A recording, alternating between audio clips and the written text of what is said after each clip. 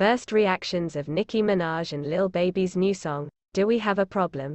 Nicki Minaj season is upon us. After re-releasing Beam Me Up Scotty last year and hitting us with one of the best rap songs of 2021, Seeing Green, she says a new album will drop in 2022 sometime before summer. Today, she got things started with a new single called Do We Have a Problem? Featuring Lil Baby, and it arrives alongside a 9-minute action film music video directed by Benny Boom. Before dropping the song, Nicki talked up Lil Baby's verse, telling her fans on Instagram, "Y'all know I always keep it real about verses and all of that. Lil Baby, he might have got me. But listen, the point is, Lil Baby went super-duper hard, and it's so refreshing to see people still care about that type of stuff. I still care about it. So does it live up to the hype? What's the best thing about the song? Worst thing? Biggest surprise?" Members of the Complex Music team answered those questions and more. Here are our first impressions of Nicki Minaj's new Lil Baby-assisted single, Do We Have a Problem? What was your first thought while listening? Dadju? Before anything, I watched the music video, where Nicki and Lil Baby run around with guns and cool jackets, for 9 minutes.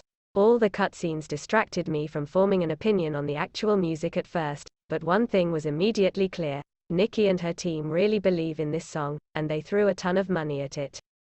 You don't make a grandiose action film for a song if you think it's going to flop, so it's going to be interesting to see how Do We Have a Problem? Performs. It looks like it'll have a lot of industry muscle behind it. Billy. My first thought was that things were going the way I expected him to go lyrically and sonically, and they kept in that direction.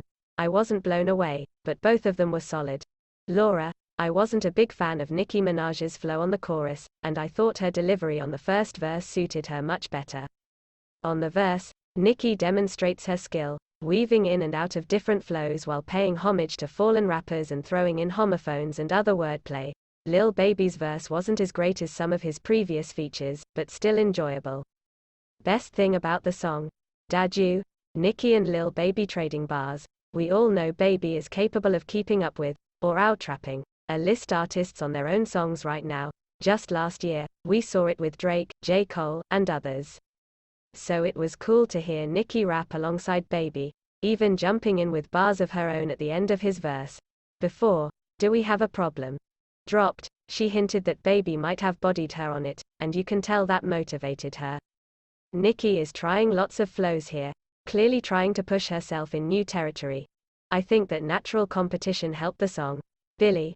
I enjoyed Lil Baby's verse the most. He sounded focused, as usual, and attempted to match the vibe of a Nicki record with some of his raunchier bars. Laura. I'm not sure there is anything particularly spectacular about this track right now. Worst thing about the song? Dadju? The beat. It sounds a little dated, and it distracts from all the different flows Nicki's trying. I can't quite tell if it's a synth or a violin, but the repetitive high-pitched sound gets old by the end of the song, and it clashes with some of Nicki's flows. Billy. I would have enjoyed it more if the beat had picked up percussion-wise at some point. I get the vibe they were going for, but the beat felt sparse to me. I always get a little confused by records that feel like they're aiming for club play but feel slow and sparse. Laura. I hate to keep mentioning it, but Nicki flow on the chorus is going to take me some time to get used to.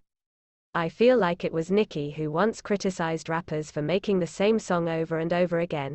While this isn't identical to what we hear out there, there's something so familiar about the track that makes it hardly stand out. Biggest surprise? Dadju? I wasn't surprised by much. This is basically what I expected from a Nicki and Lil Baby collab in 2022. Although, I can't say I expected to hear Fivio Foreign's name on the hook. Billy. No particular surprises. Laura. I am a little surprised that Nicki decided to come with such a different flow on her first single in 3 years. I expected something more in the lane of a single like Chun-Li than this. Overall first impressions. Dadju? I like it.